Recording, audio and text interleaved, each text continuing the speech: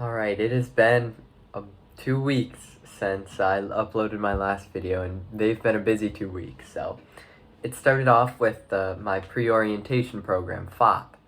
And on FOP, I went backpacking with 13 other people, 3 of them older leaders on the Appalachian Trail in the backwoods of Maine. Um, so it started off. It was pretty fun. We got all our gear and we went over it several times, and just to make sure that we had it all. And then we went to bed and woke up 5:30 the next morning to make it to the bus, and we eventually hopped on the bus at around 6, but it took a while to get all the backpacks on, so we left a little before 7. And on this bus there were 3 groups of FOP teams, and ours was the furthest away, so we had to wait for the other FOP groups to unload all their stuff before we could continue on when we stopped at their places. So we were about an 8-hour bus ride north of Boston near Rangeley, Maine. So it didn't quite feel like 8 hours because I'd only gotten 4 hours of sleep, so I slept through most of the bus ride. But then when we finally showed up, we got all our stuff out of the backpacks, and we laid them on the side of the road. We took a before picture, and then we set off. And so the first day we mostly hiked on a dirt road, and after that and so we walked about 5 miles on that dirt road until we eventually came to the Appalachian Trail. And like about half a mile into the Appalachian Trail, we set up camp for that first night. And what we had for dinner that night was gluten-free macaroni and cheese, because I was on a dairy-free, allergy-inclusive trip because I'm vegetarian and lactose intolerant, so I can't do milk.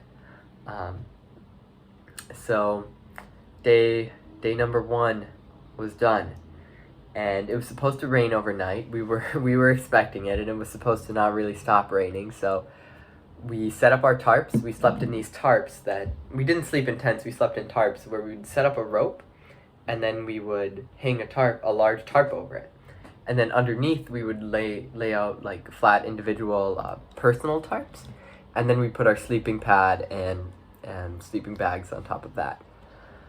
And so that first night, it was pretty rainy.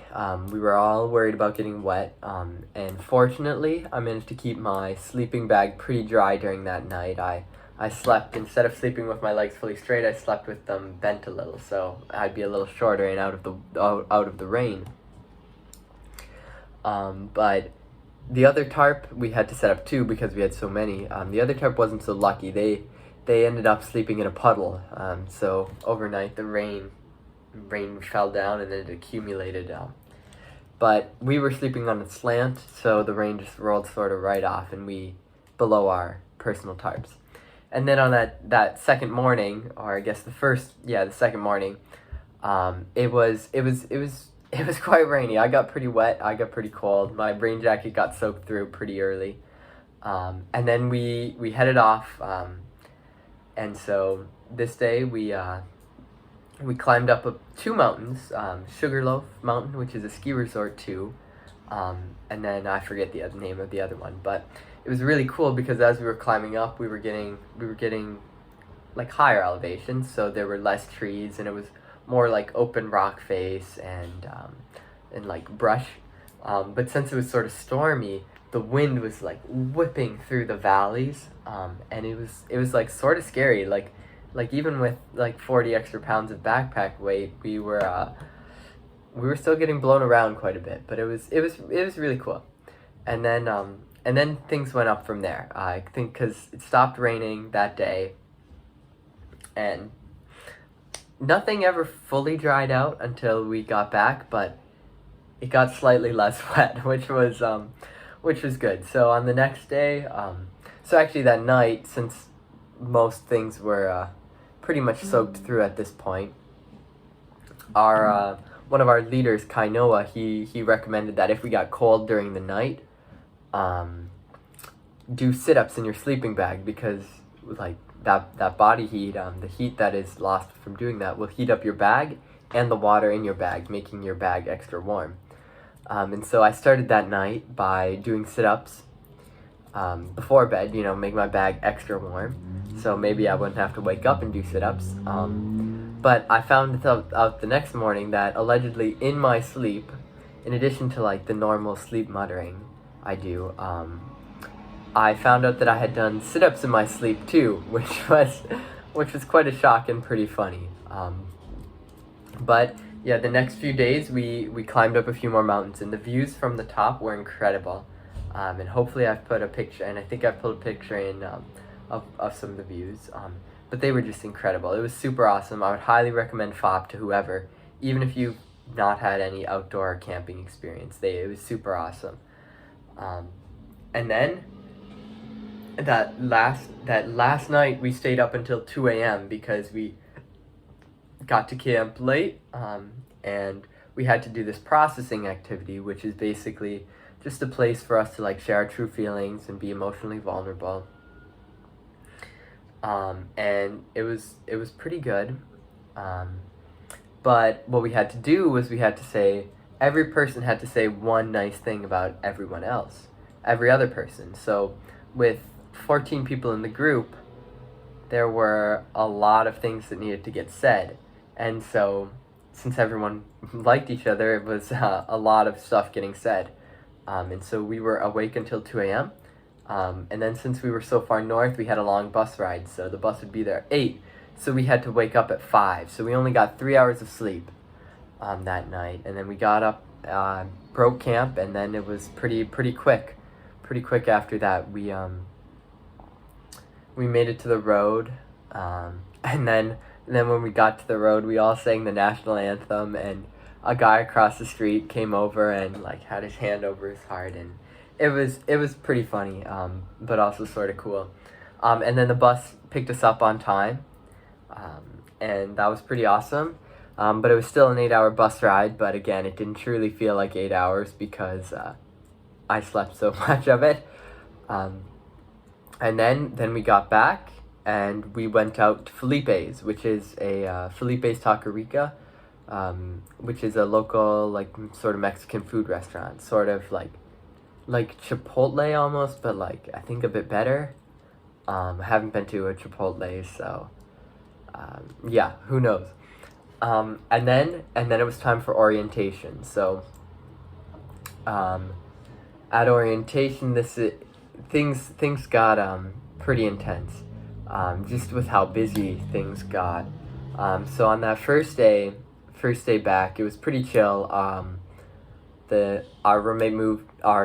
last roommate moved in, which was nice. And then in the evening, we had our first mandatory meeting. So our entryway, Lionel A, has mandatory meetings. I think everyone has mandatory meetings, just to get to know the entryway. And we have a great proctor, Abhishek. And so we just had, there were so many meetings. We had meetings with our entryway, and then we met with our advisors, and then that night we had to place our classes registration, and luckily before I left for FOP, I applied to the first year seminars that I wanted to, and fortunately I got in. And when we got back from FOP that night, I had to submit my choices for XBOS, and so I ended up putting in my 1 and 2 slots a class called XBOS 20 Everyday Feminisms, just because I sort of wanted to know, like, what can I do every day to make the world a little bit more equitable and fair. But anyways, my schedule worked out pretty well. I got all the classes I wanted, and I registered on time. And then we had an academic fair, and at that academic fair, it was pretty wild. There were tons of people. I wouldn't say you necessarily have to go, but it's nice to get like those little pamphlets and information things, just so you know what classes might be good or useful to take. And like the things were arranged by like table, so like each major, or I guess concentration, would have its own table. And so I went around and looked at the ones I was interested in. Yeah. All right. And then on Friday, September 1st, we had another we had another entryway meeting, and Friday we had the Global Day of Service. So a lot of the people at the Global Day of Service, a lot of the Harvard first years register for this Global Day of Service, where we all just go around and volunteer. And so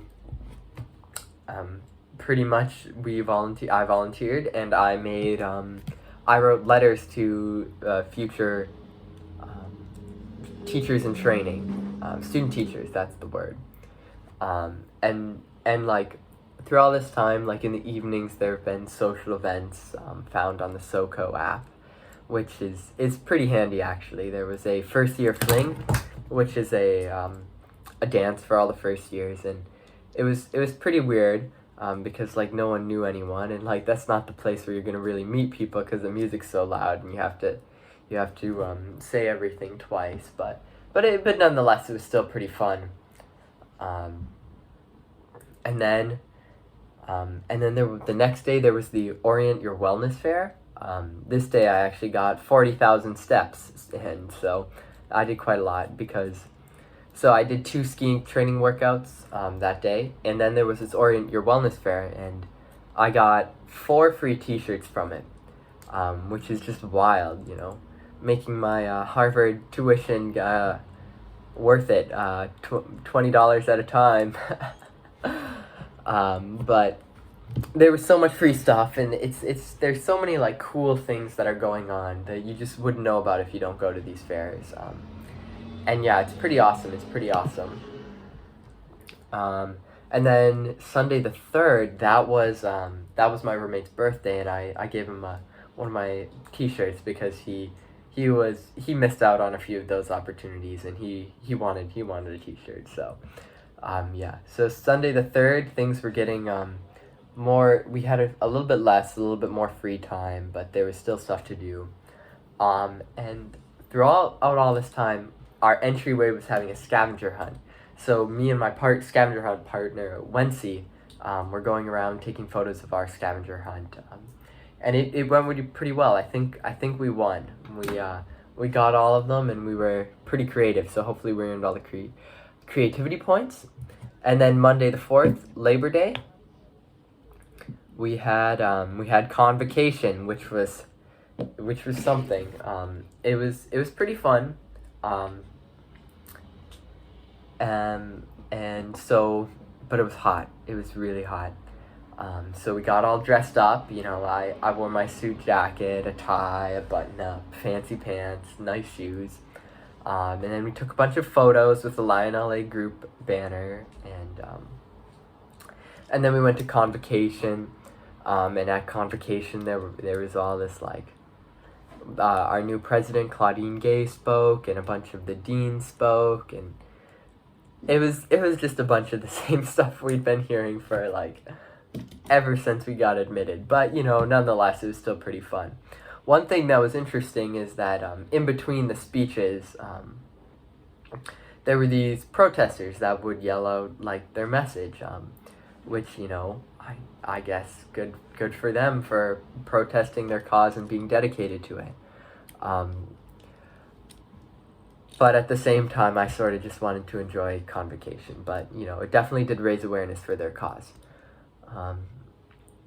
Yeah, so that's all that I can really talk about orientation and pre-orientation. I highly recommend FOP for anyone who does it. It's absolutely amazing. I've only heard great things. Yeah. And that's it.